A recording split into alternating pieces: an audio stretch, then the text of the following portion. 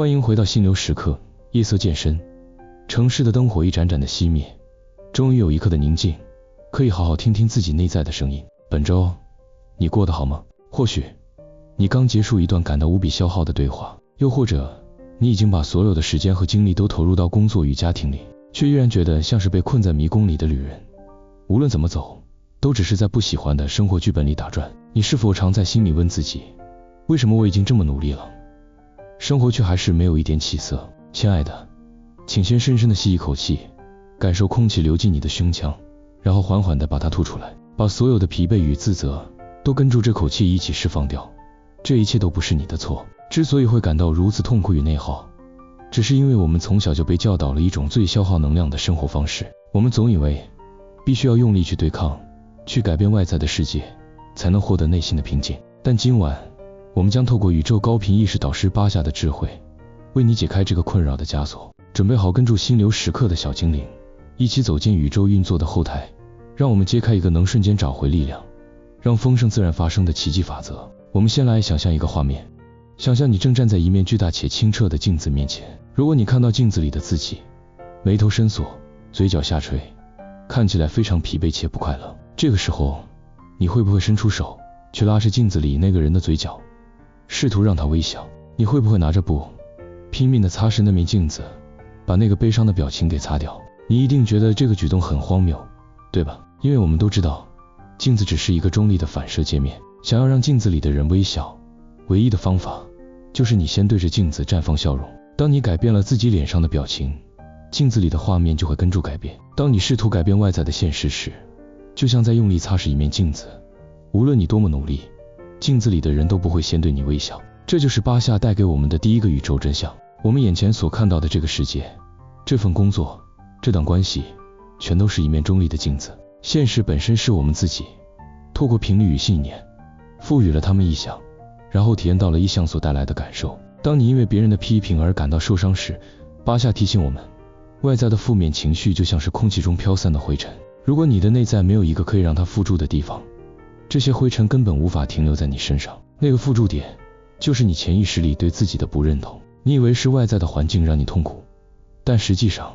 是我们无意识地带着旧有的创伤去定义了眼前的现实。我们不需要去改变那个消耗你的人，你只需要收回你的注意力，把它放回到自己身上。当你不再试图去改变镜子里的影像，而是允许自己回到内在，调整自己的频率时，你会惊讶地发现，外在的现实会像魔法一样，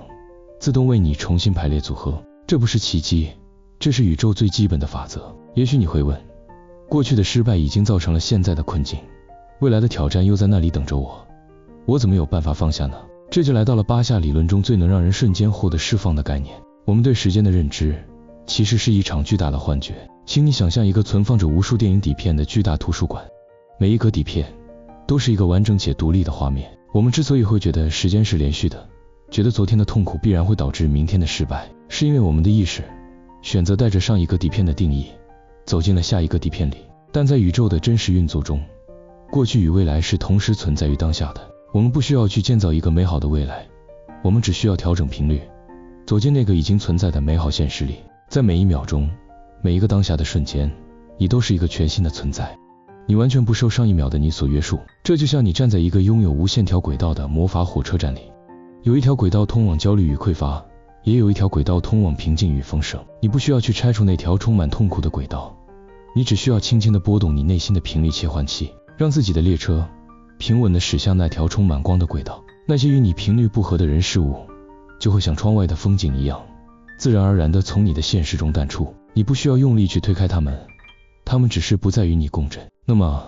我们到底该如何拨动这个频率切换器呢？我们该如何知道哪一条轨道才是通往丰盛的呢？巴夏给了我们一个极度简单却拥有无限力量的导航工具。这个工具不是一套复杂的商业计划，也不是要你逼自己每天念500遍肯定语。这个导航工具叫做跟随你的最高热情。热情是你的灵魂为你留下的光之面包屑。每一天，在每一个微小的选择面前，宇宙都会为你撒下这些闪闪发光的面包屑。你不需要看清楚整条路通往哪里，你甚至不需要知道明天的计划是什么，你只需要在当下这一刻问自己一个问题：现在这几个选项里，哪一个让我感到多了一点点的兴奋，多了一点点的平静，或者只是多了一点点的好奇。它不需要是一件改变世界的大事，也许你当下的最高热情只是走到窗边喝一杯温热的咖啡，也许是去抚摸一下路边的小猫，又或者是静下心来读一本书。只要你在每一个当下都允许自己去专注在那个最闪亮的光之面包，并且尽你所能的去体验它，你就是在向宇宙宣告，我已经准备好进入高频的顺流里了。但这里有一个最关键的秘密，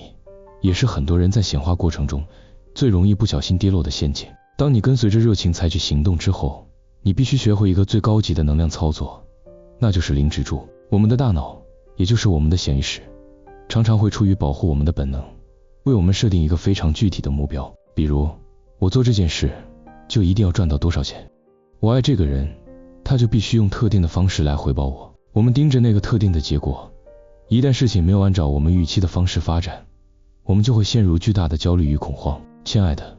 这就是瓦基姆·泽兰所说的过剩潜力，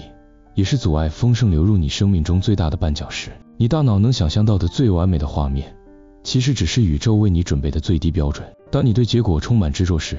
就像是一个坐在热气球里的人，因为害怕飞不到自己想要的山头，而紧紧抓着几十个沉重的沙袋不放。你越是用力，热气球就越是飞不起来。零执着就是温柔地解开那些沙袋，你依然可以有方向，你依然可以尽情地去体验当下的热情，但你允许结果以任何形式发生。你要在心里深深地相信，你的高我，那个拥有着无限视野的灵魂，站在比你高出无数倍的山巅上，他清楚地看见了每一条河流的走向，知道哪一条路径能最快最平稳地把你带向终极的幸福。当你放下对结果的预设，当你不再坚持事情必须长成你大脑想象的那个样子时，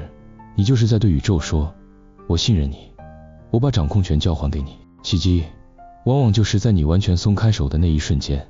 以你根本想象不到的绝美姿态，轻轻地降临在你的生命里。今晚让我们一起做一个温柔的练习，请你把手轻轻地放在自己的胸口，感受着那平稳的心跳，在心里对那个一直以来都那么努力那么辛苦的自己说一声，谢谢你，你已经做得够好了。从今天起，我们不再需要用力地去对抗这个世界，我们允许自己成为那一面平静的湖水，不再去追逐风浪。明天早晨醒来时，请试着去寻找你生命中的第一颗光之面包，也许是一顿美味的早餐，也许是路上一阵微凉的清风。不要去担心结果，不要去预设未来，只要安心的全然的活在那个充满喜悦的瞬间。当你准备好让一切自然发生时，整个宇宙都会自动为你让路，将无限的丰盛与平静像河流一样引导进你的生命中。如果你已经准备好让改变自然发生，请允许自己到说明栏或留言区领取我们为你准备的专属资源，让你在每一个当下都能安心牵起宇宙的手，走进最丰盛的平行现实。由心流时刻制作，欢迎留言、按赞、订阅，让我们一起前行，下次见。